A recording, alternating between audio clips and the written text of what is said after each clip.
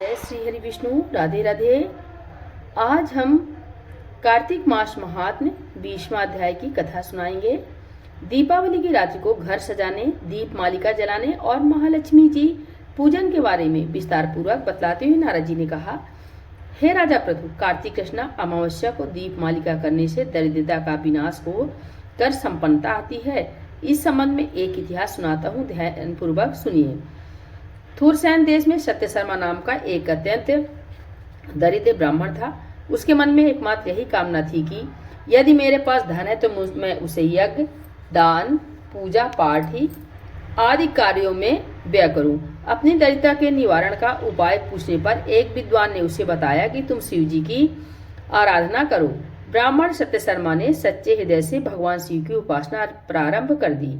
1 वर्ष बीतने पर शिवजी ब्राह्मण का रूप धारण करके उसके पास आए और बोले, हे विप्र, धन प्राप्ति के लिए तुम राजा के पास जाकर उससे वरदान मांगो कि कार्तिक की अमावस्या को तुम्हारे सिवाय कोई अपने घर में दीपक न जलावे। ब्राह्मण ने ऐसा ही किया और राजा ने उसकी बात स्वीकार करके कार्तिक कृष्ण चतुर्दशी को सारे शहर में ढिढोरा पिटवा दिया कि अमावस्या को कोई भी अपने घर में दीपक न जलावे। राजा की आज्ञा मानकर अमावस्या की रात्रि को किसी ने भी दीपक नहीं जलाया। जब रात को लक्ष्मी जी नगर में आई तो देखा कि समस्त नगर में अंधेरा है, मगर एक ब्राह्मण का घर खूब सजा हुआ है और दीपमाला से जगमग हो रहा है। लक्ष्मी जी प्रसन्न होकर उस घर में प्रवेश करने लगी।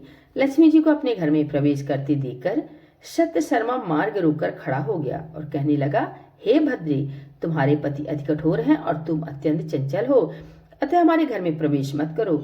तब लक्ष्मी जी ने उत्तर दिया, भगवान के शयन के समय मैं आई हूँ, इस कारण निश्चय ही तुम्हारे घर में निवास करूंगी। यह सुनकर ब्राह्मण ने कहा, यदि आप इस बात की शपथ लो कि मेरी 3 पीढ़ियों तक इस घर में स्थायी निवास करोगी, तब इस घर में प्रवेश कर सकती हो। लक्ष्मी जी ने कहा, यदि तुम विधि पूर्वक मेरा पूजन करते रहोगे तो निश्चय ही मैं तुम्हारे घर में वास करूंगी। यह सुनकर ब्राह्मण ने पूछा कि मैं किस विधि से आपका पूजन करूं, आप मुझे पूरा विधि विधान बतलाइए। लक्ष्मी जी ने कहा, हे ब्राह्मण, प्रतिवर्ष कार्तिक मास की अमावस्या को प्रातःकाल स्नान से निवृत्त होकर देवताओं तथा पितरों का पूजन करो। दिन के 30 पहर में श्राद्ध करके ब्राह्मणों को सुंदर पकवानों का भोजन कराओ।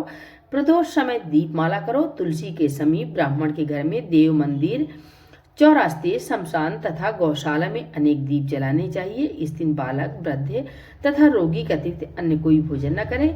सायंकाल स्वास्थ्य वाचन पूर्वक गणेश व कुबेर जी का पूजन करके संकल्प करो। तत्पश्चात लक्ष्मी जी का पूजन करो और कहो, कमल के आसन पर स्थित, कमल के फूलों की माला धारण करने वाली, कमल जैसे नेत्र, गंभीर नाभि, स्तन के भार से नम्र, सुंदर वस्त्रधारी, देवताओं के हाथियों द्वारा मणियुक्त घड़ों से स्नान करने वाली, हाथ में कमल पुष्प लिए ऐसी लक्ष्मी मेरे घर में निवास करें। सर्वप्रथम लक्ष्मी जी को आसन दो, फिर पाद्य, अर्घ्य, आचमन, स्नान, वस्त्र, धूप, दीप, नैवेद्य, जल, तांबूल व सुपारी, इन सभी वस्तुओं को अर्पण करके नमस्कार करो। दीप जलाओ और समस्त रात्रि भगवान का कीर्तन करो। इस प्रकार कुबेर तथा लक्ष्मी जी का पूजन करके ब्राह्मणों को भोजन कराने के बाद बंधु बांधवों सहित स्वयं भी भोजन करो। सत्य शर्मा ने विधिवत इस प्रकार किया, जिससे उसके यहाँ काफी धन धान हो गया। इसके बाद उसने अनेक यज्ञ और अन्य धार्मिक कार्य किए। जीवन के संध्या काल में सत्य शर्मा विरक्त होकर मथुरा चला गया और वहीं पर समाधिस्थ होकर विष्णुलोक को प्राप्त हुआ। इत 20वां अध्याय समाप्तम। बोलिए भगवान विष्णु की जय। श्री लक्ष्मी नारायण भगवान की जय। कार्तिक मास महात्म्य की जय। श्री चिरहुलानाथ स्वामी की जय।